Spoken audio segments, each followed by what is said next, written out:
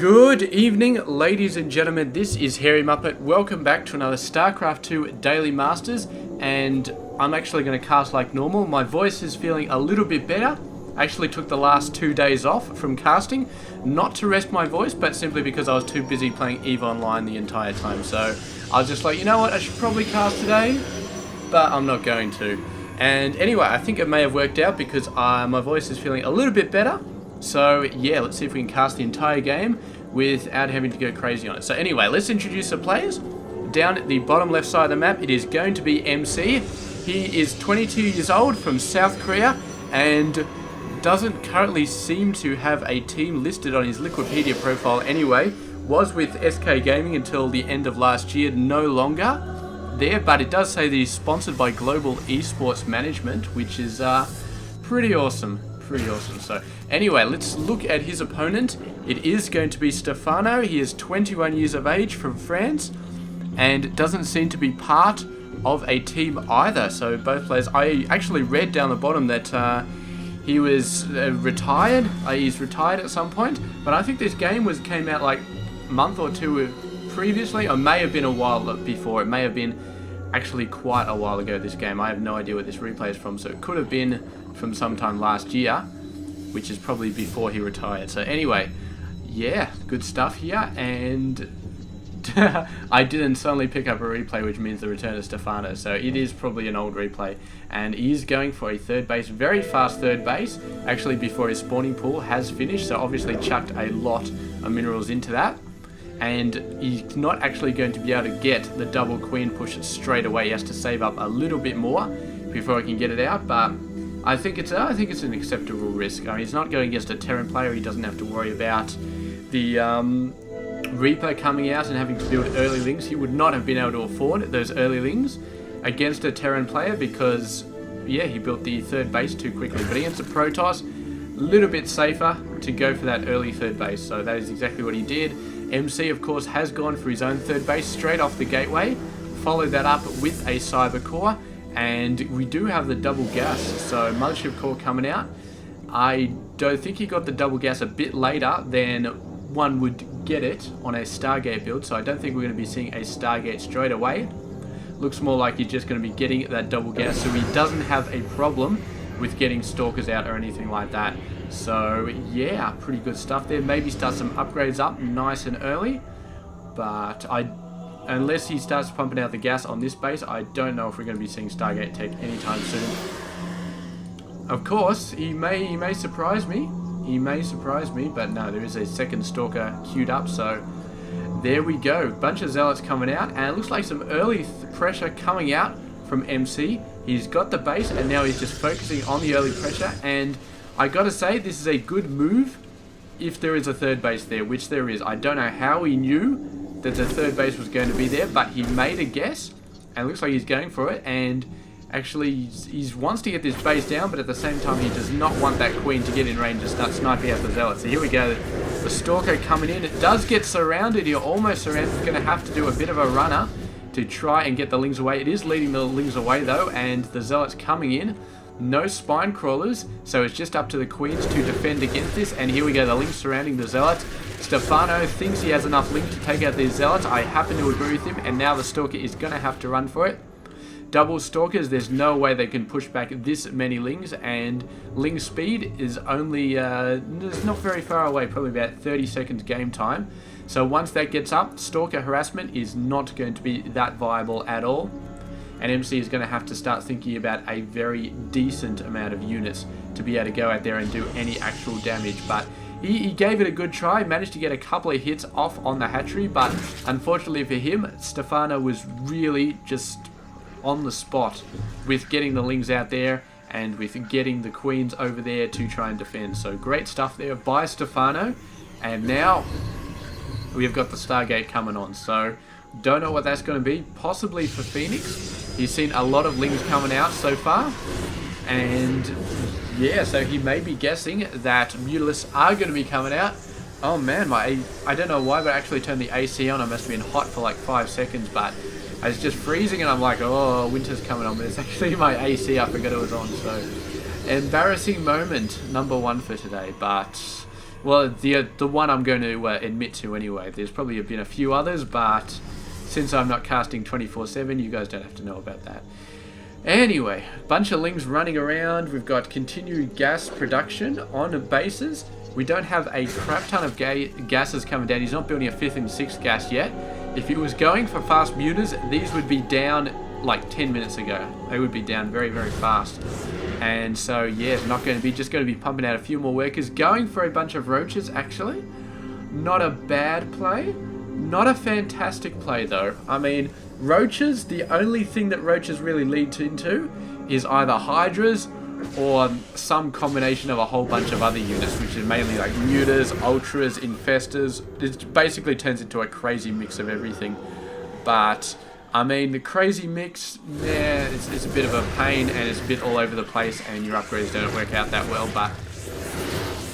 Oh, very nice trap there, and all of the lings are going to go down, so not a smart decision, but...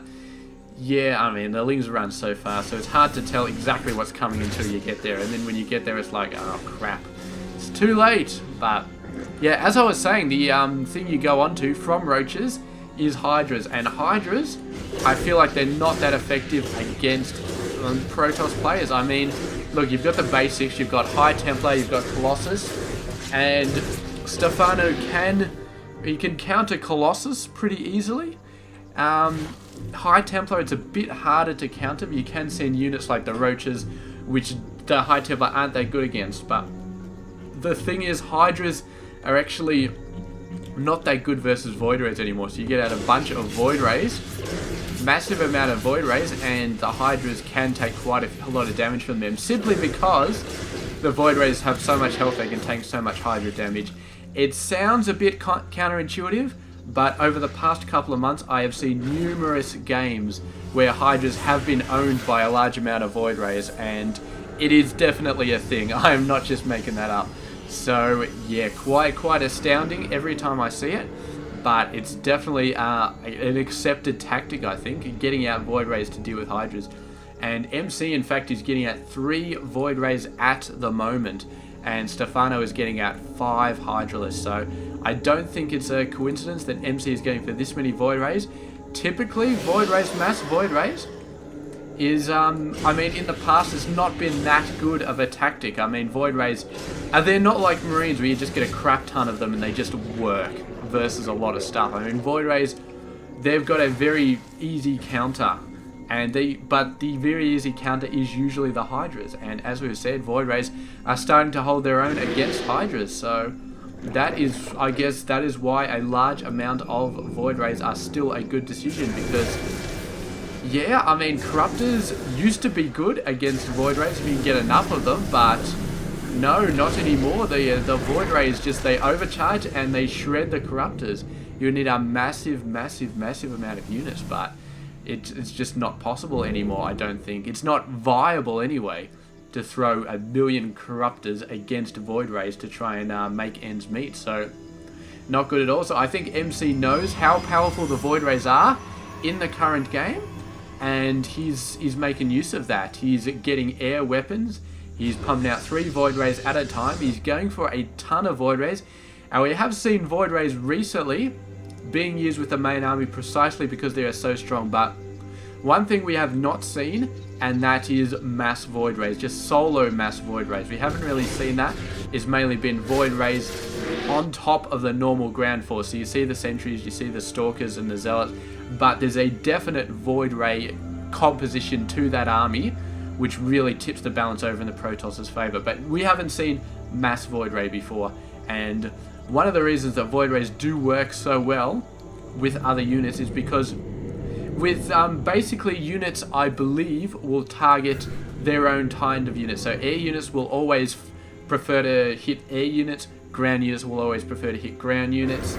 That is why when you're up against something, when you're a Protoss player and you're up against a massive amount of corruptors, it's always good to have a couple of Phoenix out there, because they will soak up the damage from the corruptors that would otherwise be hitting a Colossus. So if corruptors come in, they will automatically prefer to hit the Phoenix instead of hitting the Colossus. It buys your Colossus so much more time. Now, the same thing works, the same with Protoss going up against Zerg on the ground, because the Void Rays, you want to make sure that they don't take damage. So you send out a ton of Zealots, you send out a ton of everything else along with your Void Rays. The Hydras will prefer to hit the ground units. They will not automatically target the Void Rays. They will target the ground units. And if you've got stuff like Immortals, stuff like Zealots, which can survive a fair bit of time against the Hydras, then the Void Rays have more than enough time to clean up the Hydras. And yeah, I mean, after the Hydras start going down, the Zerg player just has no chance at all. So that is definitely why it's a good idea to have ground forces with your Void Rays, and also why we saw the Void Rays get absolutely smashed when they tried to go in here before. The Hydras sent them packing very, very fast. And I guess that's it. I mean, the Void Rays are very, very strong, basically because, I guess, well, I said before, because they've got so much health, and I guess that is one part of it. It does take a lot of Hydra fire to start to focus them out. They don't just fall apart.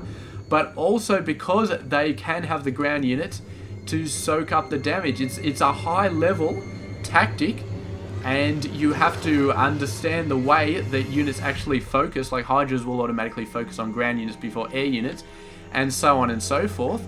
But because of the Void Rays and the fact that they do a very decent amount of damage to Hydralisks, that is it. I mean, they've had their armored damage buffed by a crap ton, but their ground damage is still fairly decent. We can't see it here because the mouse over doesn't work, but anyway, I mean, they're quite awesome versus Hydras. They can kill them given a decent amount of time. It doesn't take ages. It's not like you're throwing Tempest damage at the Hydras. This Void Rays damage is quite okay. But the unfortunate part is the ground forces are going to start to get owned right here, because of course the swarm hosts are out there. Oh, look at these guys coming out. They're coming out, but they are getting shredded, and the Hydra numbers are starting to get into a critical mass right here. And I mean, stuff like Archons can soak up Hydra damage enough for the Void Rays to really get stuck into it. But I mean, let's have a look at the numbers here. We got 10 Void Rays, which is a decent amount, but we got 26 Hydras.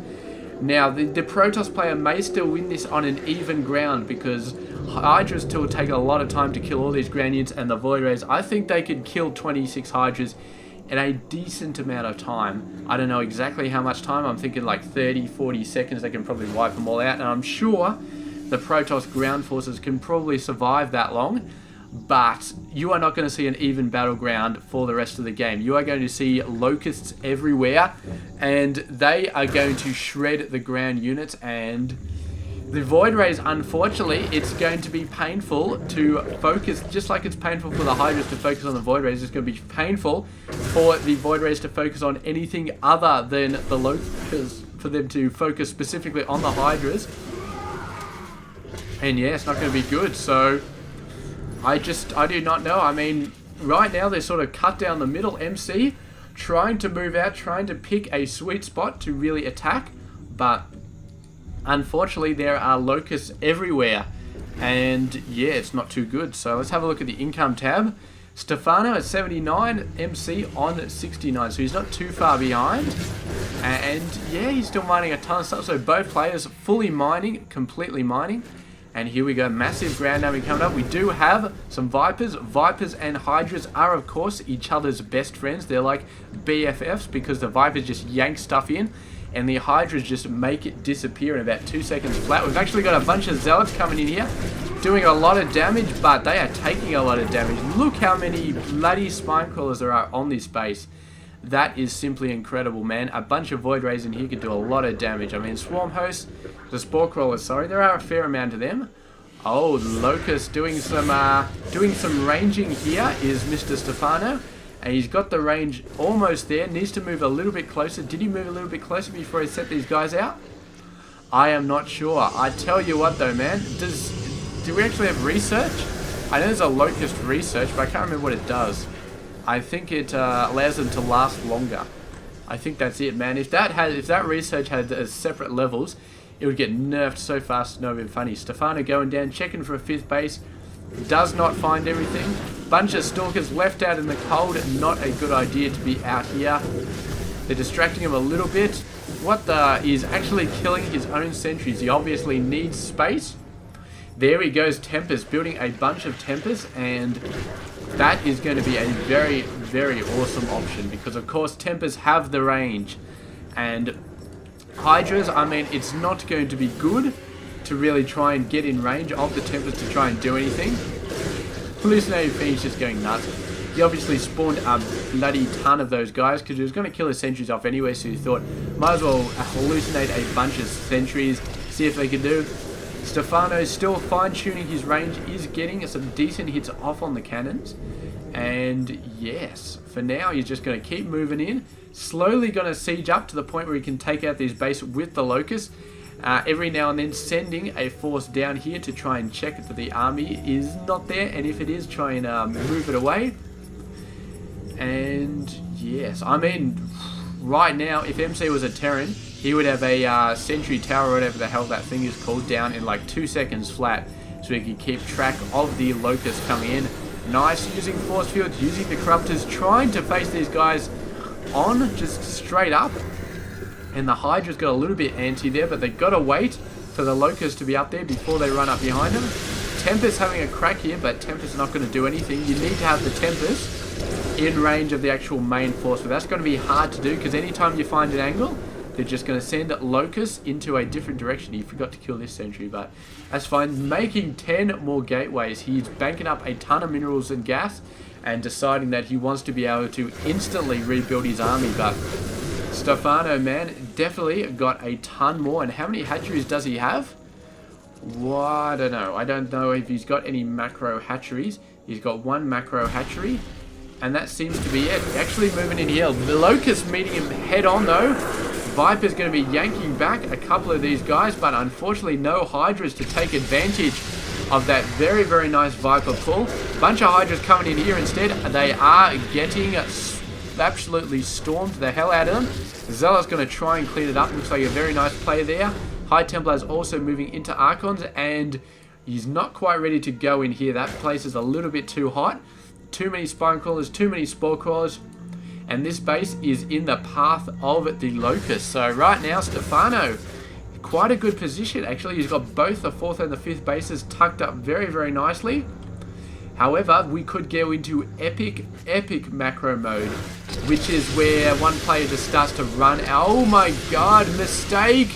Mistake, Stephano! What are you doing? Set the rally point. If you set the rally point when they're underground, then that's where the Locusts go. If you set the rally point when they're above ground, that's where the Swarm Hosts go. Obviously made a mistake there. And yeah, had to run back, and MC taking advantage of that in a very, very big way and killed 3 or 4 Swarm Hosts and then killed the Nexus. But his forces got a little bit too close to those Vipers, lost about 3 or 4 Void Rays, I think there. Not good at all. And now the Locusts are coming out again, and he is going to have to run for it. Look at these guys. Is he going to get stormed off before they die? Does not look like it. But still going strong. Still building a ton of Tempest. And Tempest, man, the range is really going to be good. All he needs is a bunch of Tempest over here. Starting to take out this base. Vipers could definitely be a problem for the Tempest. And that's definitely not good. Oh, man. These guys being wasted. Move them in. Stephano not paying attention to his Locust right there. And that is going to be a free bit of avoided damage that MC is not going to have to worry about. So, good stuff for him. Here we go. Locust coming in again. This time he is moving a little bit further. And the cannon's going to try and stop it, but it's just not going to be happening. MC is just going to have to throw so many minerals to try and keep these guys back. And meanwhile, MC moving his main force in here should be able to do quite a bit of damage. There's a bunch of Hydras. Bunch of Vipers yanking in the Void Rays are going to be sniping them out bit by bit. This is how you're supposed to use Vipers and Hydras right here. Yanking in so much stuff and they just get absolutely shredded. There's some very, very big units going down. And MC is making his own damage happen with the Tempest doing a ton of long range damage. And Stephano cannot afford to get close enough to these guys. Of course, a lot of Void Rays have gone down, so it will be easier for the Corruptors to get in here. These guys do massive damage to massive units, but I don't think they do too much to Corruptors. So the Corruptor army could potentially go in there and do a ton of damage. You can see that Stephano's building 8 Corruptors right here.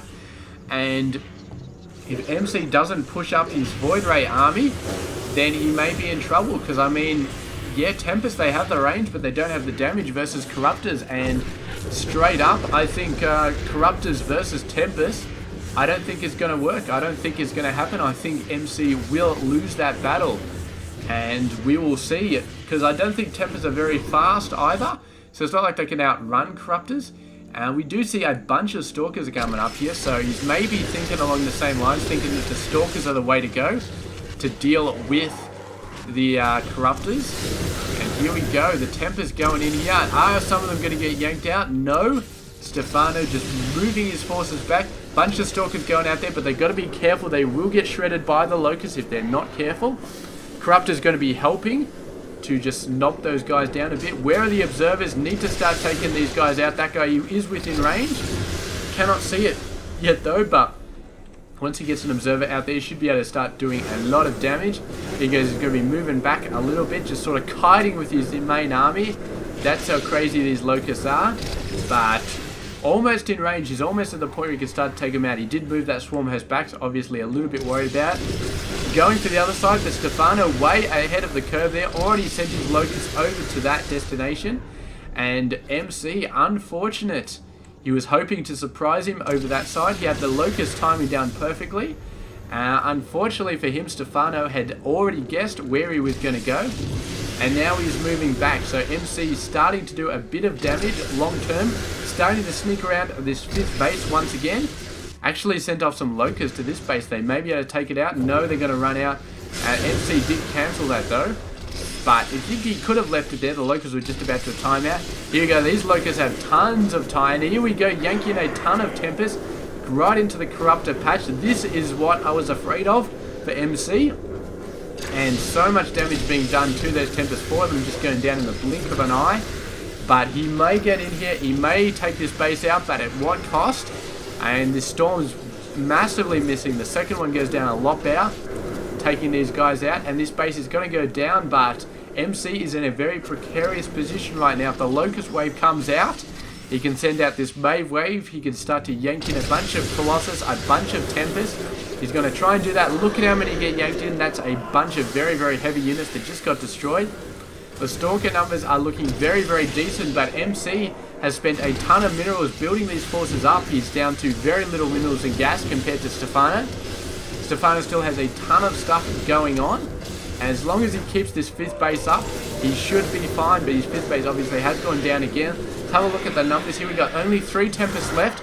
Corruptor numbers are starting to go down again. The Stalker's doing a massive amount of Corruptor damage to sort of wipe them out. Stephano can afford to do a couple more pushes to get his Corruptor numbers back up, but he can't afford to do a lot. He's only got so much going on, and yeah, it's going to be hard for him to just keep pumping out Corruptors over and over again. He's actually just put a small amount of Swarm Hosts over there to continue oppressing this Nexus. And there we go. In again, the 5th base going to go down. Not good for MC. He's not been able to hold on to this 5th base. He doesn't quite need to because this base is still doing pretty good. But then again, this base is doing good. This base is doing good. Stalker's going in, but Locusts are going to be catching them in the middle, yanking in a Tempest, taking it down. The Corruptors are trying to hit the air, not doing a lot of damage, but the Stalkers are trying to wipe them out. However, the Stalkers, as we talked about before, by default, they will be hitting the Locusts, not the Corruptors. So, very, very hard to take out those Corruptors. And with the push that Stephano has been making with his remaining minerals and gas, has been building a ton of Corruptors, getting out some Vipers as well. And I think this is actually level 3 weapons and armor. Very, very awesome stuff. These guys have got level 3 shields. They only just got that. So, wow, the Tempest actually with 3, no armor. They got 3 weapons, 3 shields, and we got 3, which is an incredible amount for MC. He's actually going in. He's going to try and deal with the Locust. Going to go around the back of the ramp. This is not good. He is going to be trapped between Locust and between the Spine Crawlers and all that. Bunch of Zealots coming in here, not really doing much. Hydra's cleaning them up fairly easily. Having to fight in the good and the bad side, the front and the back side right here. Blinking over, hoping to take out some Colossus, but another wave of Locusts coming in, and MC is just going to have to back up here. And I've got to say, man, he hasn't really killed... No, wait, he has killed. He's killed a ton of Swarm Hosts, actually. Has he? Is that the income? No, this is an old replay. So this is the total units, not the units lost. So he hasn't actually killed any swarm hosts. I don't think he killed any swarm hosts that entire game. Maybe a couple, but not the amount that he really needed to. He didn't really push the swarm host number back. And that was mainly because Stephano just went out there with the Vipers, with the Hydras, and then later with the Corruptors. Did an excellent job of making sure that MC just couldn't get it done, couldn't get in range. And I mean, this is a great map for it. You get the swarm host in the middle, you move them left and right, you keep both bases covered, you keep both of your own bases covered. It's a great tactic. It's a really, really good tactic. And when you pair it with the Hydra Viper combo, you get in position, you start yanking those units out, and you do a massive, massive amount of damage. And it's hit and run tactics. The swarm hosts are hitting and running. The Hydras and the Vipers are hitting and running. You cannot get in close to really do the damage you need to do. And you cannot, what's more important is you cannot keep your army in a big ball. And Protoss love a big ball. It's very, very hard for the enemy to break that ball because the ball is just so big and beefy. But when you start mixing in Vipers, you start chipping away at that ball very, very effectively. And it's hard for the Protoss player to really keep that cohesive ball. It starts to fragment, it starts to lose its focus, and it ends up just going to pieces everywhere. So great job there by Stephano. And yeah, thank you very much for watching this game. I hope you enjoyed it. This has been Hairy Muppet. I hope you enjoyed this game.